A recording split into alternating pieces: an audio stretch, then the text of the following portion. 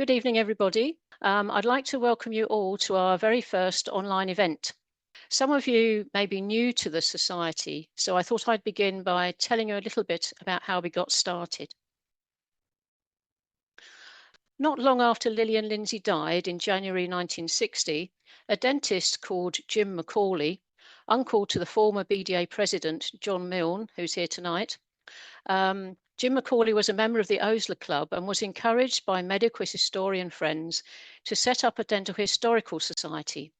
He seems always to have been interested in the development of dentistry, as is shown in some correspondence we have between him and Lilian Lindsay during the Second World War. A captain in the Army Dental Corps, he was in 1944 stationed in India and wrote to Mrs. Lindsay after coming across one of her articles in the BDJ. In his letter, he asked if she could send him any more of them. "I am greatly interested in the historical progress of our profession," he says. Lilian duly obliged, sending out a series of articles on the history of various BDA branches, for which he was most grateful. By the early 1960s, he was living in Wokingham, working as a hospital dentist, when the then BDJ editor, Leslie Godden, put him in touch with the BDA Museum's honorary curator, Archie Donaldson. They got on famously and enthusiastically brought the idea of a dental history club into being, named the Lindsay Club in memory of Lilian Lindsay and her work in the field of dental history and literature. They held their inaugural meeting at the BDA's headquarters at 13 Hill Street on the 18th of October 1962. Warwick dentist Ronald Cohen, who became a well-known dental historian and wrote a short biography of Lilian, was made chairman, with Macaulay as secretary. Many of the club's early members had known and been assisted by Lilian, including A.R. Woods, who received many letters full of information from her as he was writing his History of the Western Counties branch of the BDA. Zachary Cope, who was encouraged by her to publish his book on John Tomes.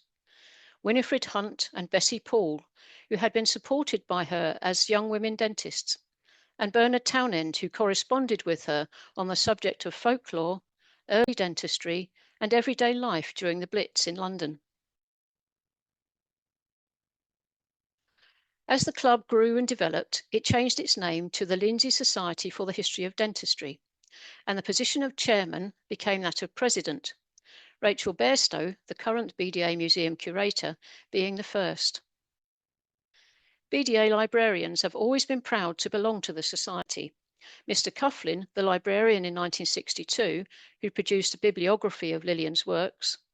Muriel Spencer, who became secretary and later married Ronald Cohen, and her successor, Margaret Clennett, who took over the position of secretary when Muriel was made chairman. I hope that in some way I am continuing to honour them and their contribution to the Society and dental history in my talk tonight. Lilian herself would have been flattered by a society created in her name, but also, I think, slightly embarrassed. She was never comfortable with the fact that the BDA Library was renamed as the Lilian Lindsay Library, later the Robert and Lilian Lindsay Library, and was always quite self-deprecating of her achievements. She never quite believed that she deserved the accolades that were showered upon her. Maybe being one of 11 children had something to do with that.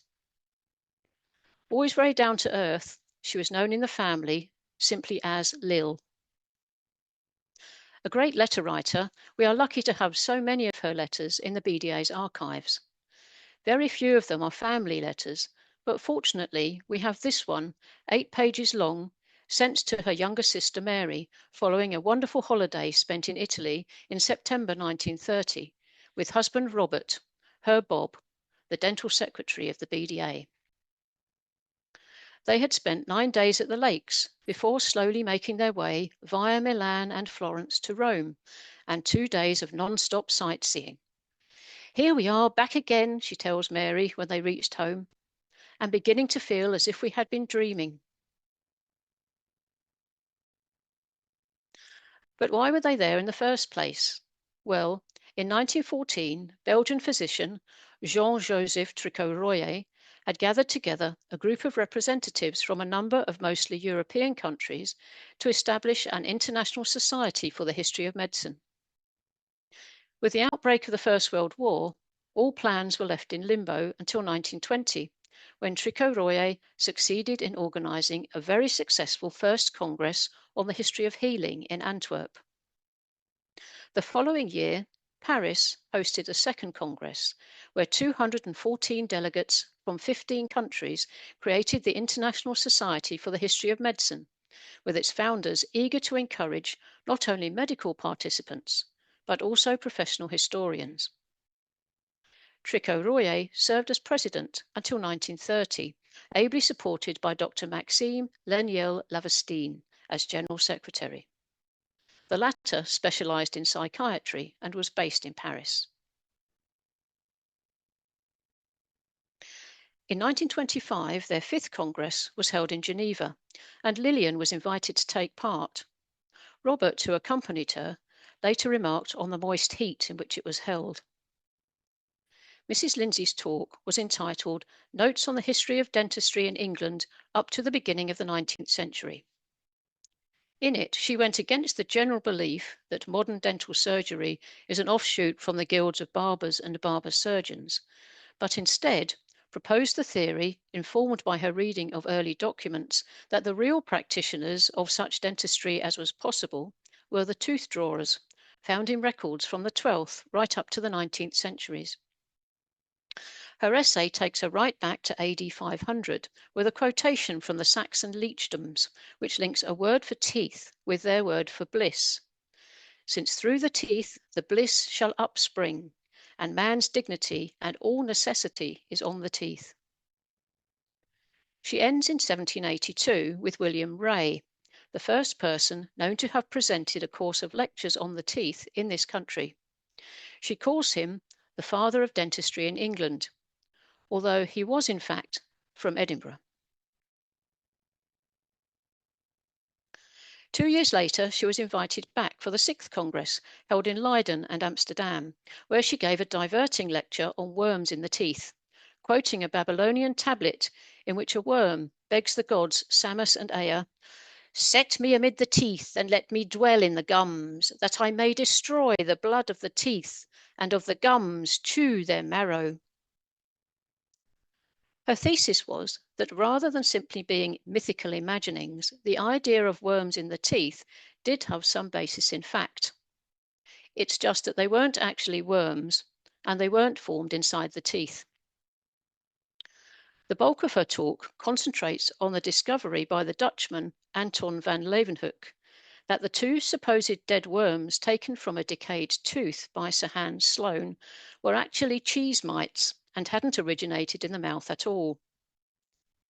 She also describes how a dental friend had noticed a small blob on the side of an extracted tooth, which on being preserved later turned into a small golden-coloured moth. On seeing this, Lilian immediately ran to the Natural History Museum, who informed her that this was a clothes moth. It probably landed on the tooth between its extraction and the bowl of water in which it was placed. 3 years later, it was 1930, and Rome was the setting for the Society's 8th Congress. This time, Lilian wasn't there to give a talk. She and Robert were attending merely as delegates and free to enjoy themselves. As delegates, they had half-price tickets to Rome and took advantage of the opportunity to take the trip of a lifetime. When they reached Milan on their way back from the lakes, they visited Maria dei Grazia and saw Leonardo da Vinci's Last Supper, which Lilian thought was marvellous, and no reproduction does it justice. At the cathedral, they entered the crypt to look upon the shrine of St. Charles Borromeo, which was wonderful, but rather gruesome. That skull with the mitre on it, and the bones in the episcopal gloves. Mark Twain gave a vivid description of the shrine 60 years earlier in The Innocents Abroad, of the body robed in costly habiliments, covered with gold embroidery, and starred with scintillating gems. The decaying head was black with age, The dry skin was drawn tight to the bones. The eyes were gone. There was a hole in the temple and another in the cheek, and the skinny lips were parted as in a ghostly smile. Today, the skull is covered with a mask.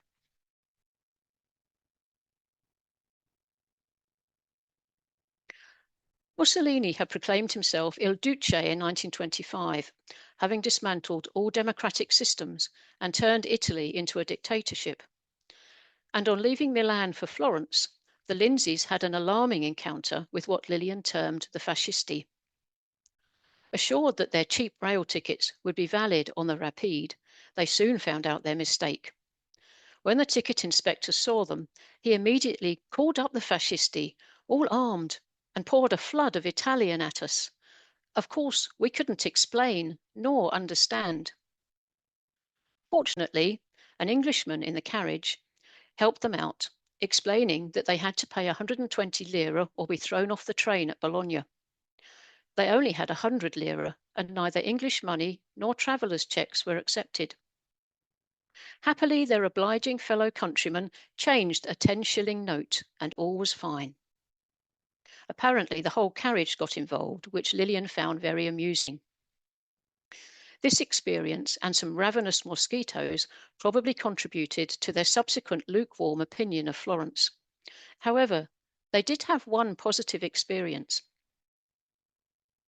Just as they left the Duomo, they bumped into some old family friends, Tom and Alan Ewell. Wasn't it extraordinary?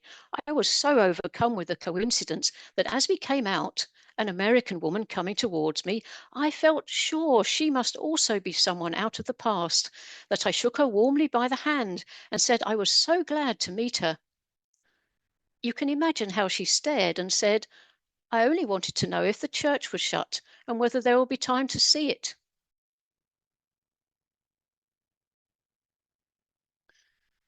They reached Rome on Friday, the 19th of September, with the weekend before them to explore as much as they could pack in before the Congress opened on the Monday. Of their accommodation at the Hotel Flora on the Via Vittorio Veneto, Lilian remarks that they were always pleased to get back to it. In the Baedeker of the time, it is placed in the hotels of the highest class category.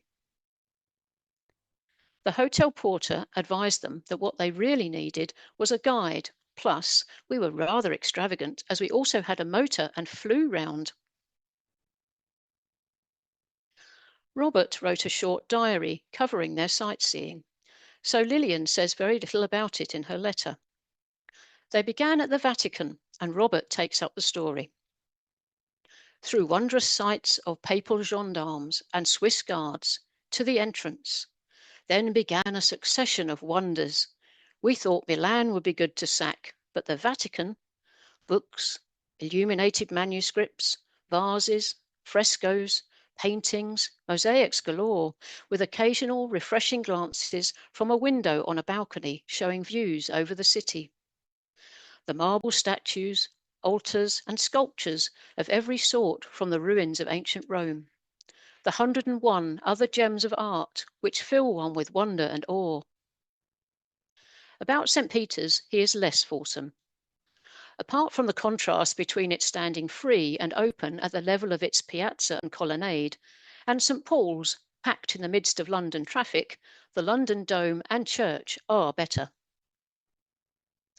After a quick lunch, they were off again, out into the countryside, to view the aqueduct of Claudius and the Alban Hills, then back through tombs to the catacombs of St. Sebastian, also stopping to view the modern church of St. Paul. Certainly a most satisfying sight, and showing that architectural skill is not dead in Italy. Next stop, the Colosseum, which we found gruesome with ponderous suggestion. Then on to see Michelangelo's Moses, the Trajan Forum, his column, and the Trevi Fountain. We sat down to tea at the hotel with dry throats and replete minds.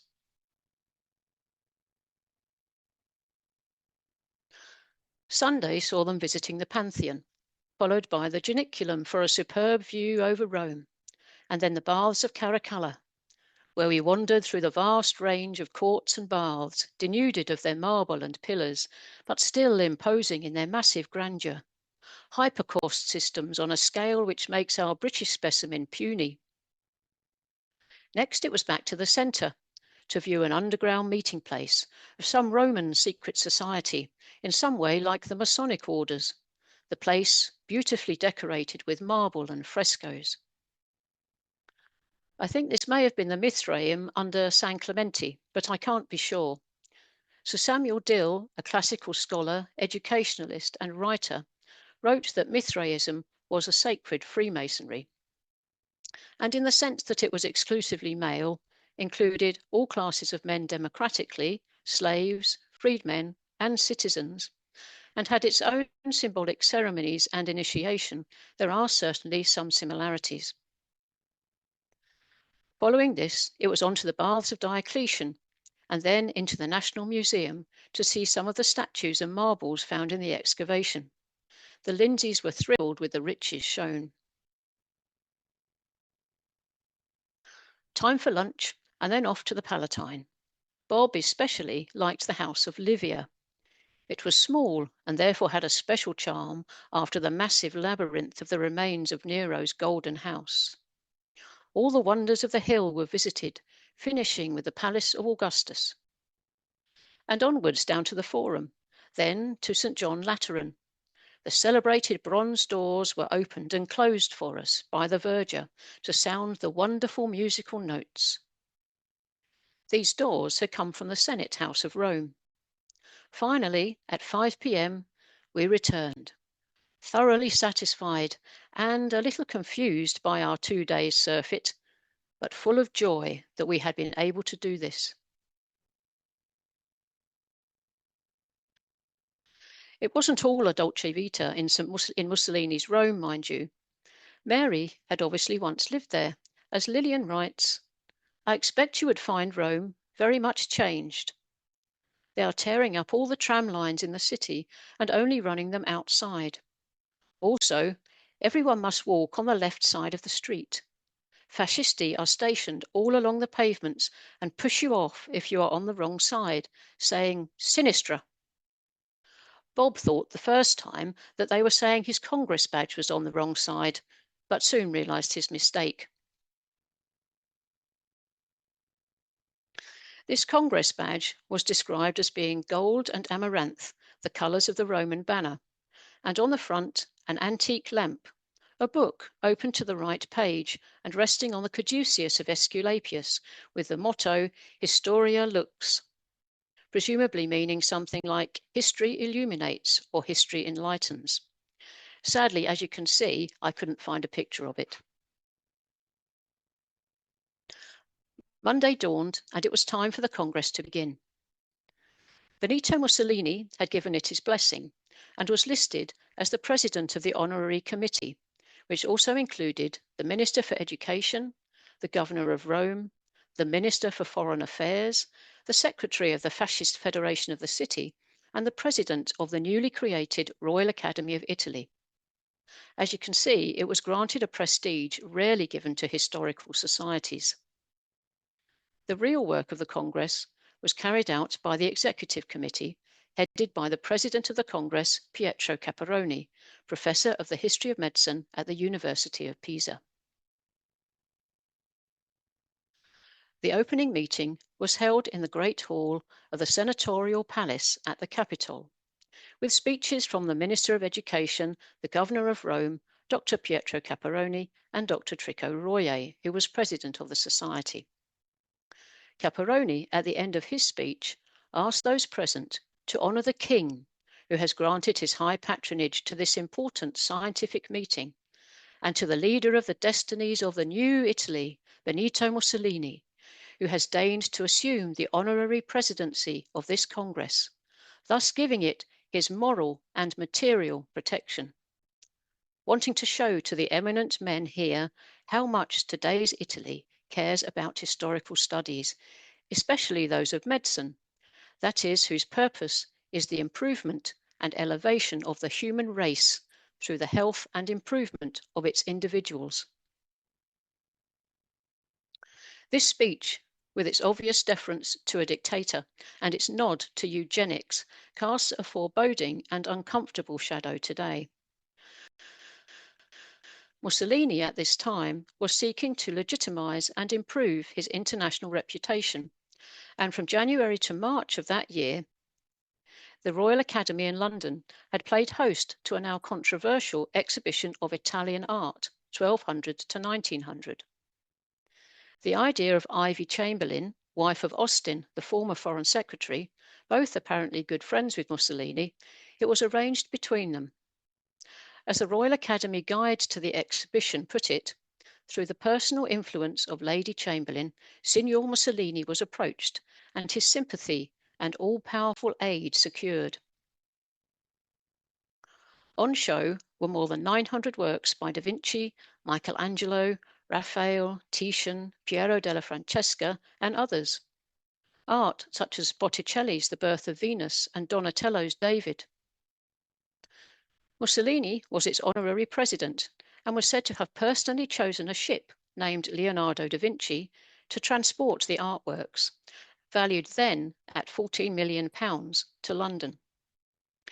A piece about the exhibition in the South Bristol Free Press and Bedminster, Knowle and Brislington Record acknowledged that no one but a dictator would have had the power or taken the risks involved in sending the national treasures, which are the glory of his country, to England.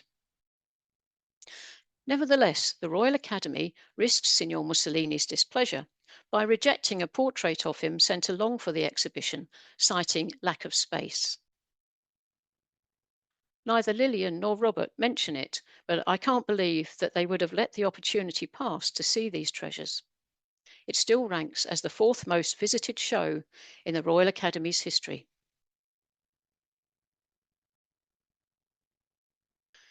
Caparoni's speech was followed by one from Trico Royer, who mentions that in recent years, and more significantly since the existence of these congresses, the history of medicine has begun to regain its place in scientific bodies.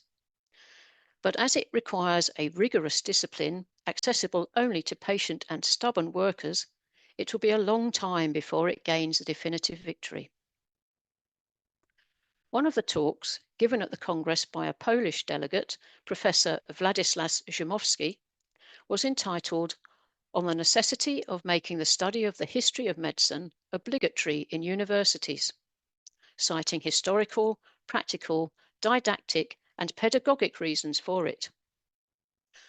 Unfortunately, here in 2024, the history of medicine seems to be even less valued amidst the packed programs of educational establishments and rarely appears on an undergraduate syllabus. In a recent survey of 393 dental courses in 100 countries, Professor Andrew Spielman found that only 18.8% had a standalone course on the history of medicine and dentistry, although nearly half of them did at least spend 1 to 2 hours of curriculum time on it. As Professor Spielman says, teaching only current and state-of-the-art aspects of dentistry is like showing a still image from the end of a movie without watching the rest.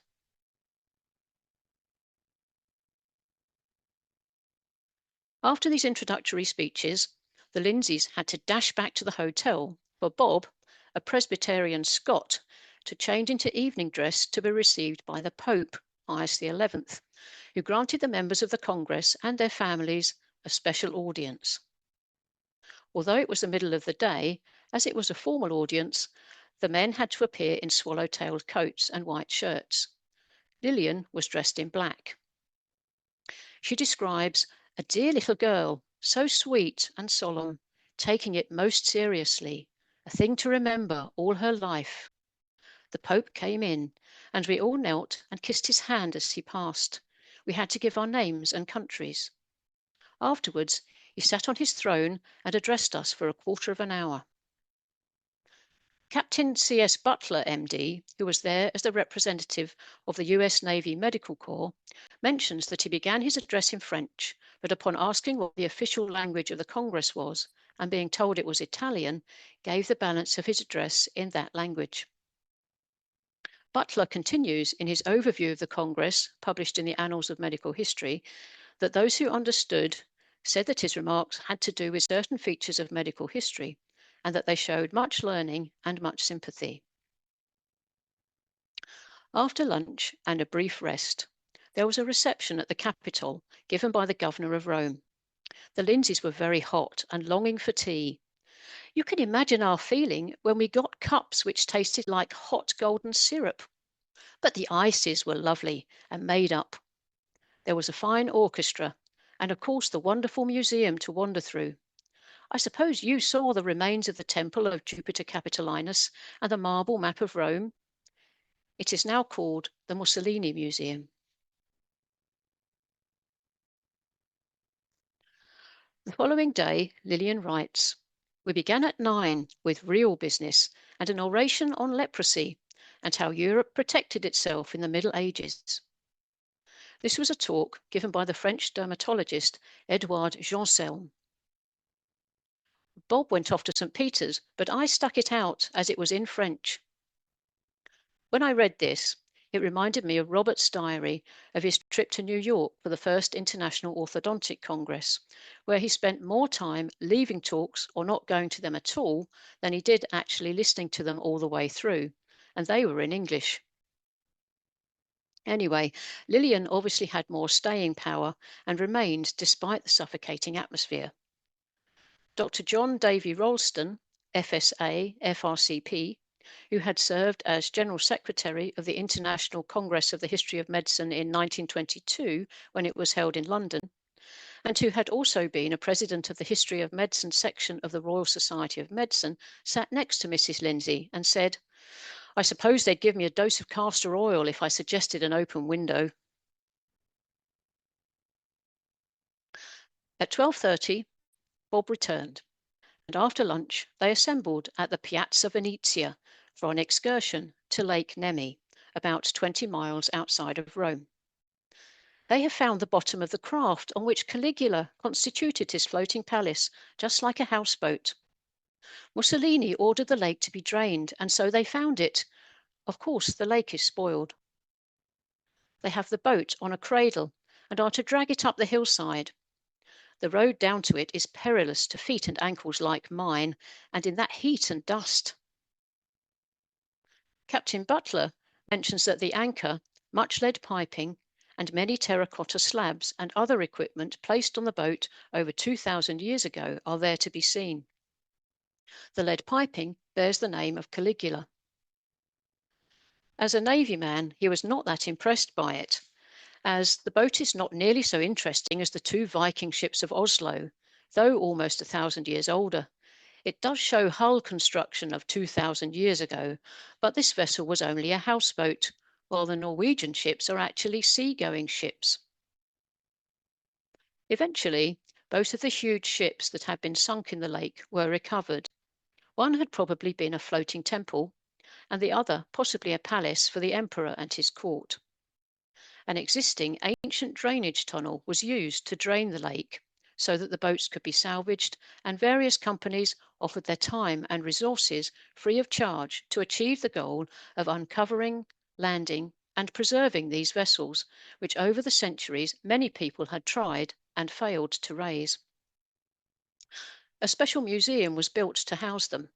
The first ship measured 67 metres by 19 metres, and the second 71 metres by 24 metres.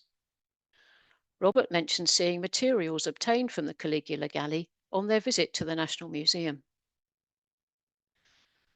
After all of this effort, and more than 1,000 years of preservation in the lake, a mere 14 years later, both ships were set on fire and burnt to ashes as the German army retreated from the area in 1944. The concrete museum remained an empty shell. Lilian describes their motor cars returning to Rome at breakneck speed in a little over 30 minutes for 50 miles. Somebody, presumably her sister, has written down the side of the letter impossible, and she has greatly exaggerated the distance. Lilian continues, "A German next to me said, 'Look at the scenery, not at the driver.' The sun was setting over the Campagna, and it was lovely indeed."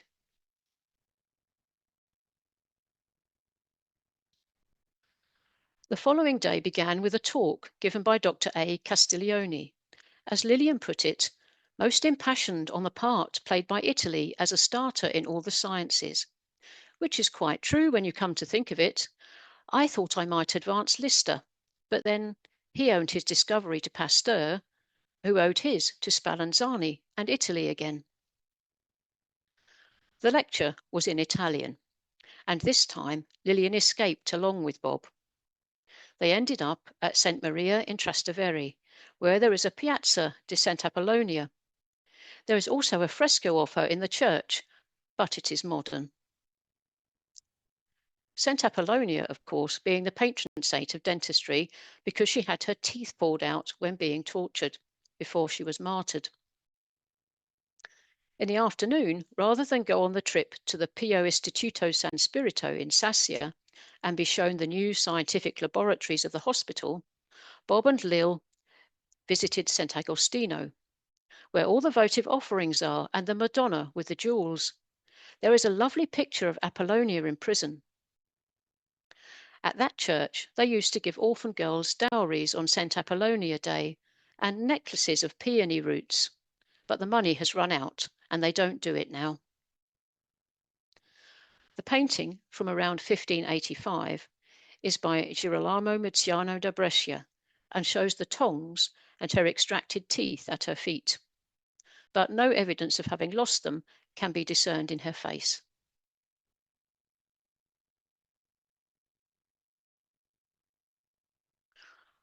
On the Thursday, the Congress delegates, minus the Lindsays, spent the day at the Abbey of Monte Cassino, the first Benedictine house to be established, founded around 529 AD. They were there to present the abbey with a bronze tablet commissioned by the Congress in appreciation of the monastery's services to medicine. Apart from providing a hospital almost since its foundation, Constantine the African, who arrived at the abbey in 1077, dedicated his life to the translation of more than 24 medical texts from Arabic to Latin, so creating the first substantial written body of medical theory and practice in Europe. I've been unable to discover if this tablet survived the destruction of the abbey during the Second World War. Robert and Lilian decided to spend the day by themselves at Ostia instead, which was piping hot but wonderful and so quiet. How they occupied themselves on the following day is unknown. They may have actually attended the congressional talks at the National Medico-Pharmacological Institute Saronno and subsequent tour round it, followed by an afternoon programme of papers at the Palazzo Corsini. Delegates later met to lay a wreath on the tomb of an unknown soldier from the First World War, buried at the base of the monument of Victor Emmanuel II. The couple certainly missed the last day of the Congress and its closing banquet, as they were on their way to Pisa, reaching it just in time to get a glimpse of the cathedral and to climb the Leaning Tower. On the Sunday, Lilian describes going to Lucca to see the dream of my life, the tomb of Ilaria, the most lovely thing. This is a tomb originally sculpted by Jacopo della Quercia between 1406 and 1408. It depicts Ilaria del Caretto, who died at the age of 26, lying serenely on her tomb, with a figure of a dog symbolizing marital loyalty at her feet, although her body was actually laid to rest elsewhere. The following day they spent in Genoa. Lilian was amused to find that no woman was allowed in the cathedral chapel containing John the Baptist's tomb, because it was through a woman that he lost his head. This was their final day as tourists before taking the night train to Paris and home.